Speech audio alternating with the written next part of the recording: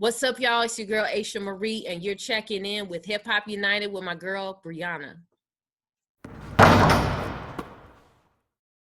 Okay, Hip Hop United All Access. This is Brianna. We're here live today with the one and only Aasha Marie. So glad to finally meet you. Thank you. Well, it's not in person, but Yeah.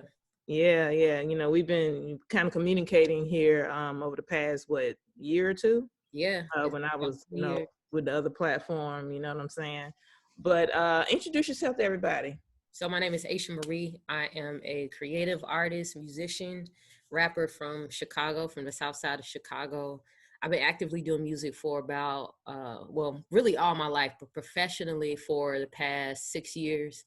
Have no plans on slowing down or stopping. Just have to, keep going. I'm super passionate about music and community, specifically the African American community. And I actually serve on a board in a neighborhood called Inglewood, which is on the south side of Chicago, which is where I was born and raised. And just about healing communities, Christian, very in tune with my faith. And that's kind of like the basis for everything that I do. So I'm excited to just be talking to you today and letting people know who I am and what I'm about. There it is. Yeah. Well, like I said, I'm a fan. I've always said that I'm a fan because like you make music, you make the type of music that I like. Your delivery is, what I like as well. Thank you. So, talk to the people about just your overall, concept and your delivery and, just, the process that it takes for you to, come up with like some of your lyrics and stuff like that. Yeah, I think a lot of it has to do with, the city that I'm from, Chicago. Chicago is a beautiful, beautiful city, even though in a lot of the media and the news, it doesn't get highlighted that way because a lot of the shooting and kind of the gang related stuff that happens in the city.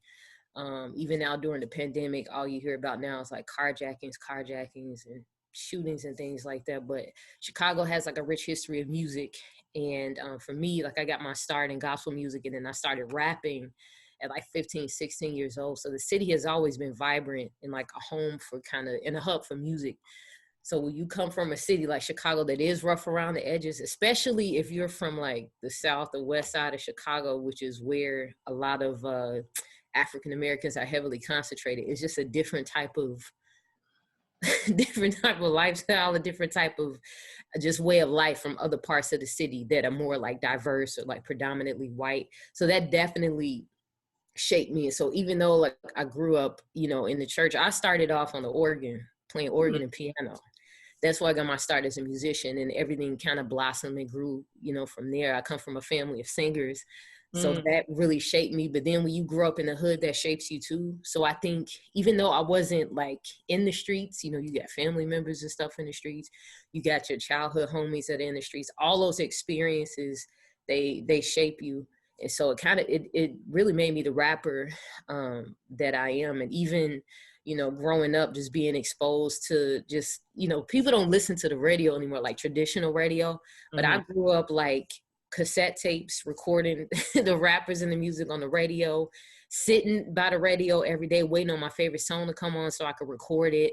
And growing up, you don't know your musical identity, let alone your own identity. So you kind of imitate and emulate the voices you hear on the radio.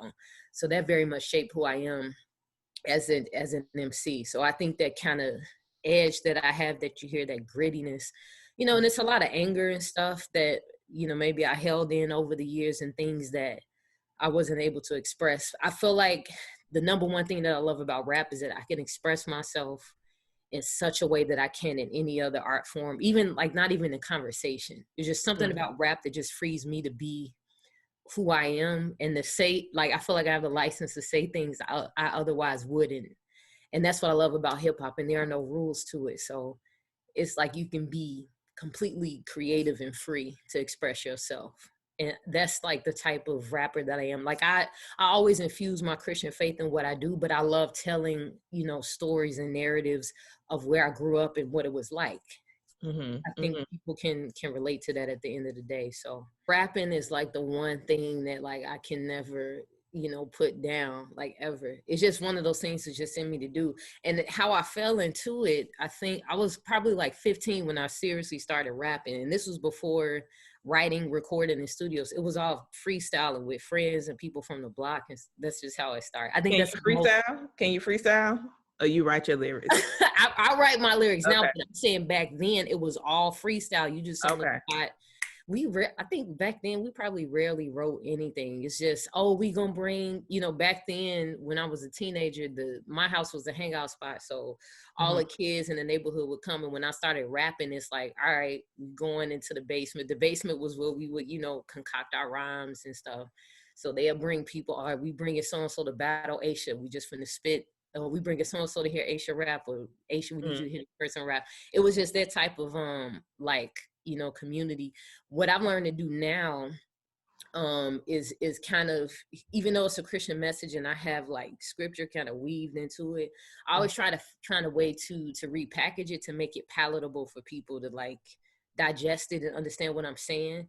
Because you have some rappers that are just very deep lyrically and they may go over your head, and then you have some rappers that are just going to say it kind of plainly. I think what I like to do, and I think most rappers, you like to be an artist, or kind of like a master with words and how you string words together to make it appealing to people. And I think I'm still learning that, like, as I go. It's like, how can I make this digestible in 2 verses and put this into 16 bars so I get my message across so people understand what I'm saying.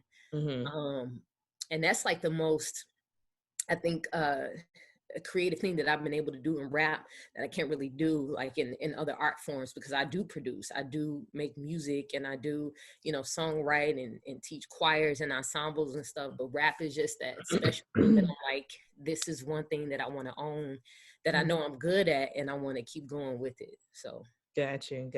yeah. Well, yeah, you most definitely doing it. Thank you. So now, as far as a collaboration, now who do you see yourself collaborating with? Do you have like a dream artist that you want to work with? Yeah, so first I have to say this name because growing up, he was like a big inspiration. Pharrell, I've always wanted to work on like a soundtrack with Pharrell. He, outside of just him being like a kind of like a pioneer, like in hip hop and like production and stuff like that, he's just super creative all the way around. And he did like a soundtrack for, I think it was a Pixar film, like Despicable Me and Other Things. I just love his range. And I was like, I would love to work with him on like a soundtrack, like something fun like that. I would love to collaborate with Donald Glover. He's one of my favorite creatives, like all around. I like how he doesn't limit himself. He's done stand-up, he's done TV, he does music, he raps, he sings, he does all. I don't know how he does it all, but he's like amazing. I would love to work with him. Of course, Lecrae, who is like one of the biggest rappers, artists in the genre that I'm in. CHH. Lecrae, there's another young lady named Jackie Hill Perry. Would love to work with her. There's a lot on my list, but those are the people that definitely like stand out. Okay. Now let me ask you this. Now, how do you feel about working with because you know who you kind of remind me of? Who? Rhapsody. Oh, I love her. Now, would you be opposed to working with people like Rhapsody, or you know what I'm saying? For me, if the like, it has to depend. It depends on the content of the song and like what we're talking about. I feel like with any artist across the board, you have to be able to find common ground, like in the subject matter, the content, and what the goal is. And I think, I leave room for collaboration. Probably like 5-6 years ago, I would have said no. Maybe even 2 years ago, because I was like, man, I don't know if I'm confident enough or good enough to stand up or stand with like these artists. But I feel like now, there's definitely room for collaboration. I'm trying to tell you. And the reason why I say that is because if you notice the people that are like winning, well, I'm going to say currently winning, like a lot of the millennials, they're the ones that's, when they're doing these TikTok challenges. I can see you having like longevity, not just, like a one hit wonder. I can see, that's why I said I can see you kind of like either working with a Rhapsody type artist or just somebody in that lane, because you know I see the similarities with the delivery and the message and the way y'all flow and the way you rap. But I mean, just the whole overall message, I could see you actually making it happen. I mean, that's just my vision. You know what I'm saying? Mm-hmm. So you know, I can see it. I can see it happening. Yeah. That's for sure. She's definitely, I think, one of the best, and not even just female MCs, just MCs, period. I think a lot of people, male or female, males especially, like respect her pen, because she doesn't, like, I love rappers that don't waste any bars, and she doesn't waste a bar. Everything she writes, if she spits, she just fills it up with it, and it like packs a punch. I love that about her. I love that. Definitely. Now let's get into this album. Now it's an acronym. While you were sleeping. Mm-hmm. Okay. So let's talk about that. What inspired that? Yeah, the first thing is that I had to get out of my own way. And it's something that I had to, have to continually tell myself as an indie artist, as an up and coming artist, is to get out of your own head. You're either gonna do this or you're not. And I'm just at the point in my life where like I can't continue to sleep on all the gifts that God has given me. I feel that everything that God gifts us with, just like with you, your platform, all the different things that you do, is going to bless somebody because it's giving somebody exposure. It's helping you to grow in areas. It's stretching you, making you, you know, more mature. And I feel like with my gifts, you know, poetry and especially rhyming, is something that I felt it just kind of went underutilized for a long time because it was like, oh, I'm overthinking how I need to say this, or you know, people I need to connect with, or what type of artist am I going to be. And I had to get out of my own way. So while you were sleeping, first and foremost, is a message to me like, Aasha, you need to wake up and you need to just do this with confidence and just keep going with it and just keep trying, get better at it, connect with the people that you need who can help you. And then it's secondly, it's like a message to the world. I feel like, you know, I'm really speaking from the like Chicago context. I wrote the album at a time where it was a lot happening, like a lot of gun violence. It was just crazy in the city. Just statistics wise, like the shootings were just unprecedented and crazy.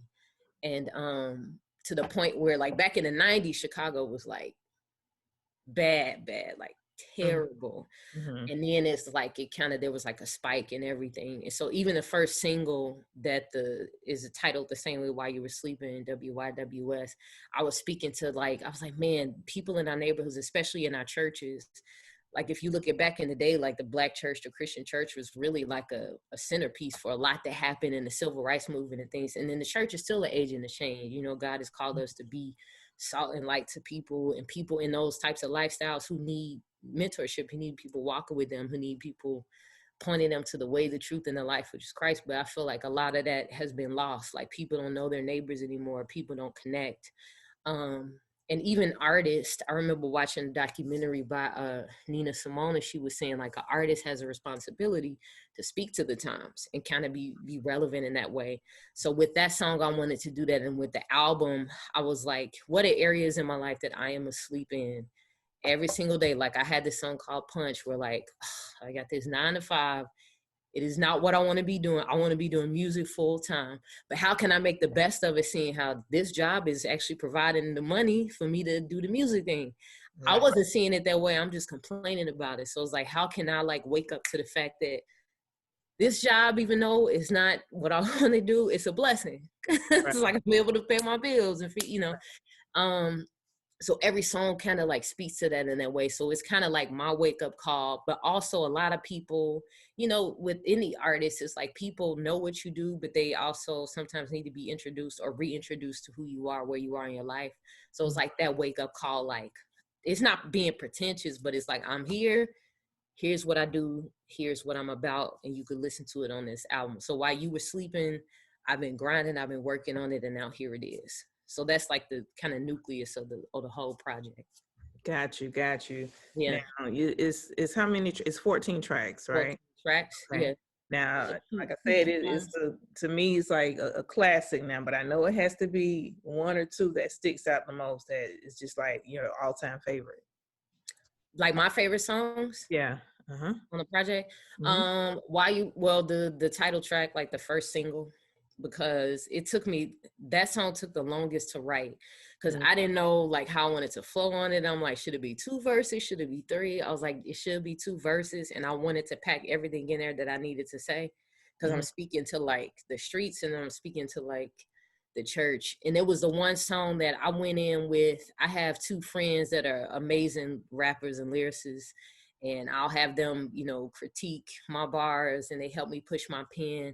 And it was the one song they were like, Aasha, we didn't even know like you could flow like that on the track. Like, we never expected you to do anything like this, because it was so different from anything I had ever done. And I'm super proud of that song, and I performed it like so much. I never get tired of it.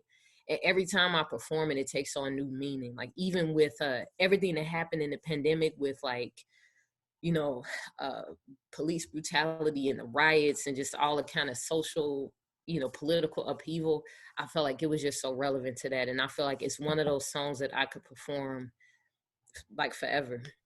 So that's definitely one of my favorites. And then another one called Midnight Blues, where it was a song where I just wrote how I felt, and it's very soulful, kind of neo soul.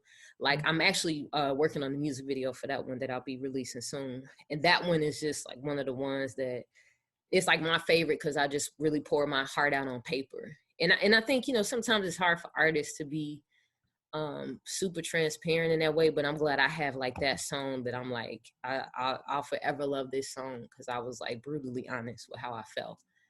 So those are the 2 that are like standouts for me.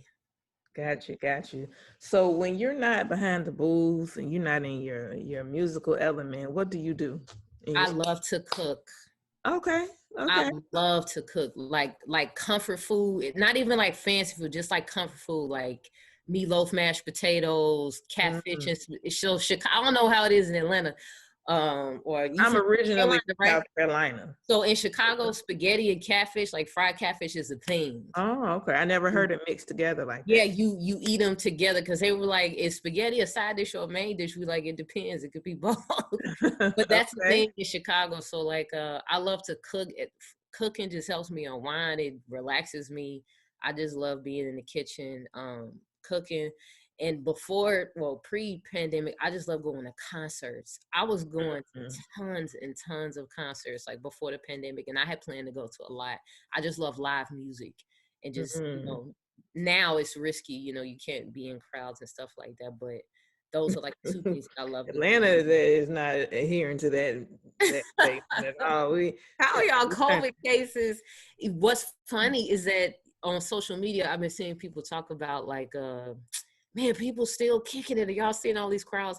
If you go through the comments, somebody always brings up Atlanta, like, Atlanta wide open. What's going on in Atlanta? Because they all partying. Wide open. A overwhelming percentage of my friends are artists and creatives, and we thrive off gathering and fellowship. And it's just been hard. It's been incredibly hard. And that's why I was like, I miss performing. Like, I look forward to performing again and being around crowds without the threat of, oh man, I might get sick, or Right. don't want anything spreading like wildfire because you didn't have Especially now, though, you really have to be careful now if you're pregnant and stuff, because you don't want to get sick and then yeah yeah. So I've been keeping everything small, tight knit. I like here, because in the winter, the winters are so long and it's so cold and you don't get a lot of sunlight. Like, I try to go out because I work from home, like my day job or whatever. So I try to go out like twice a week just to, get out and get get some that fresh vitamin air. D. You'll go crazy sitting in the house, even with creating. Like, I try to go to the studio at least like every other week just to get out and create. It's just a different type of energy and motivation when you're in another space creating, Right. versus just being at home all the time. Like, Right. it's a lot better for me. Right. Yeah. Absolutely. Now you just you got nominated for an award with Rhapzilla. Yeah, shout out to Rhapzilla.com. They're great at just, highlighting artists in my genre, especially showing a lot of love to indie artists who've been working on their music and their craft for a long time. So I was nominated for Women's Spotlight Artist of the Year, and also Album of the Year, which was huge for me. I think I'm learning to like count my blessings and name them, like the old song, like name them one by one. Because sometimes, especially being an indie artist, I can speak for myself. It's like, oh, am I doing enough? Am I, did I work hard enough? And I think seeing things like that and just acknowledging that, the fact that they acknowledged me in that way was a huge blessing. And I'm super grateful and honored. And it actually gives me the push that I need. I think artists need to get in the habit of regularly writing down their accomplishments, because I think it gives you, the push and the inspiration that you need, especially with social media. It is so easy to look at everybody else's life and see everybody else's life and compare yourself or do this or that. But I think that it's important to look at what God has given you, look at all your accomplishments and the things you've been blessed with, and let that be the push that you need. And like my husband, he's always reminded me of that. He's like, Aasha, like, just remind yourself of all the successes and accomplishments that you have, and let that be a big push for you. And so, but yeah, shout out to Rhapsody, because they showed me a lot of love, and I'm grateful for that. Dope. Anybody want to shout out and let everybody know how you can be followed and reached? Yeah, so I have a new music video out. We released it on New Year's Eve. It's called BYOB, featuring my Chicago homies, Just Steve and 3. And that's out on YouTube. If you just type in Aasha Marie, Aasha Marie, you can find that. And then, subscribe to my YouTube channel. I will be releasing a lot more content, like virtual concerts and events, and also just more music videos. I have one more music video left in me before I kind of enter into this new phase of being a mom, because I got a new baby on the way. So I'm excited about that. But shoot another music video, more concerts and content. And you can find me on Instagram, Aasha_Marie. There it is.